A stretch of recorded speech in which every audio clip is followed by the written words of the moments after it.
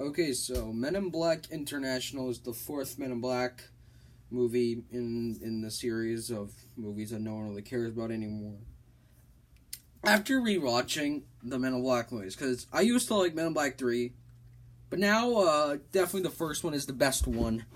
And if you've seen the Nostalgia Critics review on the Dark Age of summer movies, which was like a thing, I don't know, when summer movies were bad, even though people still say summer movies are still bad today, but, and how it went on through 1996 to 2001, and Men in Black was one of those good ones, and I would agree, Men in Black is a good movie, but as a comedy, I don't think it's that good, but it is entertaining for me to sit through. Like, you're never bored. It's very entertaining.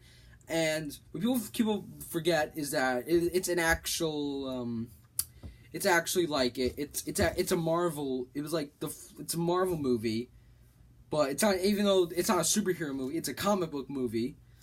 Even though now, like, when you watch the sequels, it says based off of Malibu Comics. But when the first movie came out, the credits would say that it's based off of Marvel Comics, because supposedly Malibu made the Men in Black comics, and then Marvel bought Malibu, and so then they had the rights to Men in Black, and something happened, I don't know, but that kind of makes Men in Black like the first really good Marvel movie, because like because even though Blade, people say that was the best one, so like when you look back, the first really good theatrical Marvel movies were actually not even superhero movies. And so then Men in Black 2, which I really think there's just something that just does not click in that movie, and it is bad. It's bad. I mean, like, I can see why no one likes it. It's a bad movie. And then Men in Black 3, the beginning sucks, but when they go to 1969, and it's a very warm, like, you get like a warm feeling at the end, and I think it is satisfying to see it all end. It's like they did what Last Crusade did. It ends with how Last Crusade ends, and it's the same thing with this. It's a nice way to end them, and I'm glad they didn't bring them back, even though because Will Smith is too expensive and Tommy Lee Jones is too old. That's the thing, but it's a warm end. So I like the idea of a new Men in Black, new Men in Blacks, like new agents, new setting. I like the sound of it. It's in London. It's in London now. It's mostly Europe, but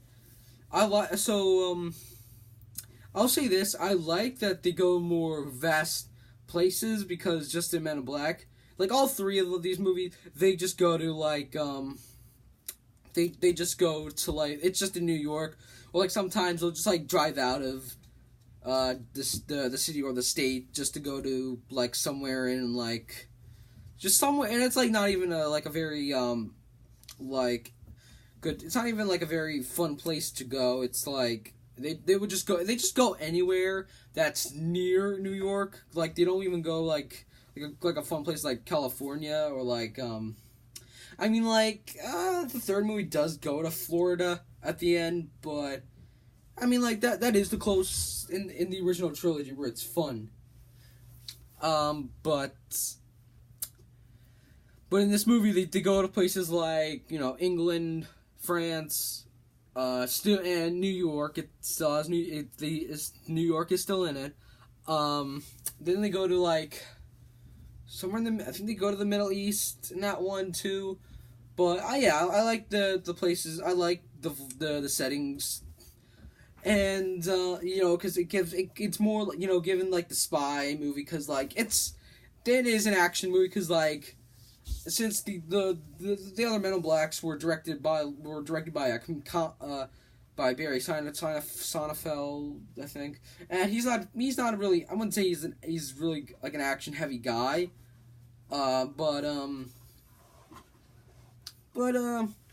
like he like the action isn't like really great choreographed. It's like it's like a shoot, just like shoot shoot the alien creature. It's like yeah, there's like not only like just like I mean like there's like a few punches. It's not like a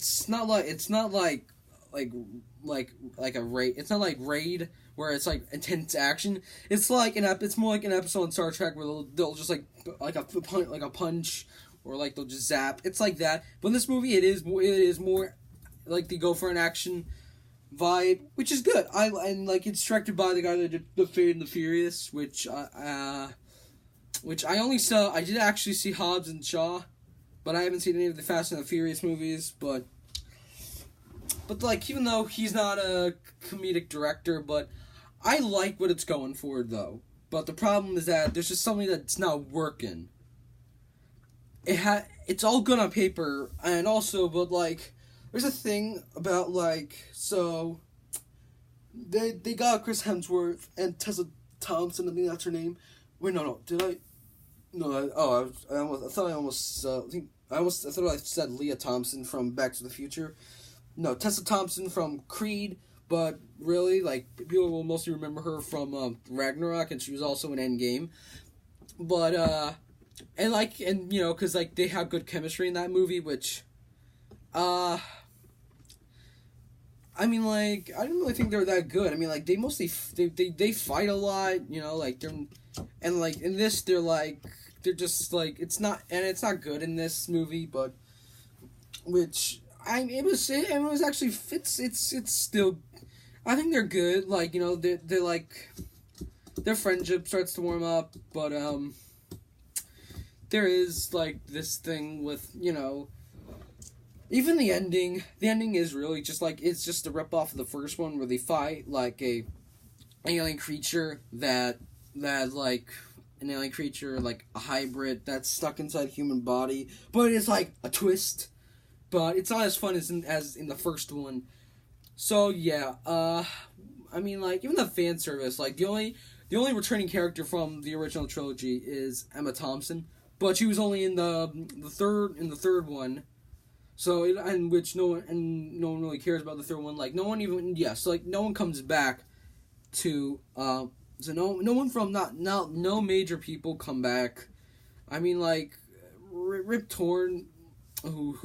He just left because I think he literally left the boat, and because these movies, I think he definitely knew these movies were just not gonna be good as the first one, and Will Smith again would have been too expensive, and Tommy Lee Jones is too old. But like it is definitely better than Men in Black 2 because I really feel like there's a lot of. Like, they're trying something, but just something's not working is the problem. And I would have gotten better, like, different people. I don't know. I mean, like, they just got him because they had good chemistry in Ragnarok. But, I mean, like, I think, also people are mad because we didn't get the 21 Jump Street crossover, which, I don't know, I never seen a Jump Street movie, but I just don't know if it would have worked. What I would a Men in Black crossover, which I would like to see, is actually Men in Black and Ghostbusters. So now we got a fourth Men in Black, and now there's a third Ghostbusters coming out, which I did make a video, and it's on my channel. But actually, that would be interesting if it turned out if the Ghostbusters and Men in Black crossed over, because actually would have there would have been like they would have found out that like maybe the Men in Black were the reason why in Ghostbusters 2 everyone forgets about the ghost attacks and they're all frauds because like the Men in Black were the real ones that covered it up. That actually would have been a good reveal, you know, if the men I wish we would actually get that movie, and now we're having Ghostbusters 3, which I don't even know because like we don't even know the script, the cast we know.